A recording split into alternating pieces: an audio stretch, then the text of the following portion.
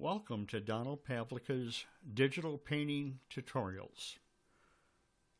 I will be categorizing my tutorials as Let's Start and Let's Go. Let's Start is a basic video tutorial and is meant for those of us who are just starting to learn Corel Painter. Let's Go we'll be getting into quite a bit of detail. And again, this is a Let's Start tutorial. So let's start. Here is an image that I located, and it was one of these things that said, boy, I'd like to paint this someday. So I wrote an email to the owner of the image, and she replied back that it would be a delight for her to see my painting of this tiger. The first version was a color painting, and recently I've been doing what's called graphite paintings. And this is what we'll be going through in this tutorial and the next. In Photoshop, the first thing I had to do was get her high resolution JPEG into the size that I'd like to have for printing. And 99% of the time, the images at my shows will fit into a standard 11 by 14 mat with an opening of 8 by 10. And so what I do is give it a little bit of leeway. That extra 0.2, both in the width and the height, has paid huge dividends for me while I'm adhering the canvas to the mat. It gives me some freedom for movement.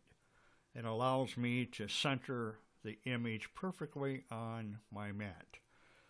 Now that I've got the size correct, and being that this was going to be a graphite painting, I had to change it to black and white.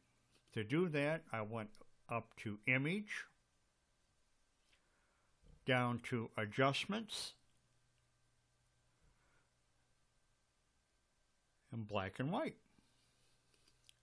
Pretty simple. And I wanted to give it a little more pop, so I hit a Command L to bring up the levels, and just whatever little touch I want to give to it in the areas of the painting to make it brighter, I'll do so here. Okay, so now I've got it. Here is the actual source that I use for my painting it when I started it a few weeks back. A little bit of difference. Maybe a little darker in the background and a little bit brighter in the foreground. But nonetheless, I had to have a source image. Now, how did I get from here to here? Pretty sweet, eh? I think so myself. Using only one brush. As you begin to look at the techniques, the style that I used, the detail that I employed on each and every stroke throughout the entire painting process was very concise at the tips and at the end as well as the beginning. If I was painting in this direction, I wanted to be able to show some hairs here. And if I was painting in this direction, I wanted to show some hairs at the end of my stroke.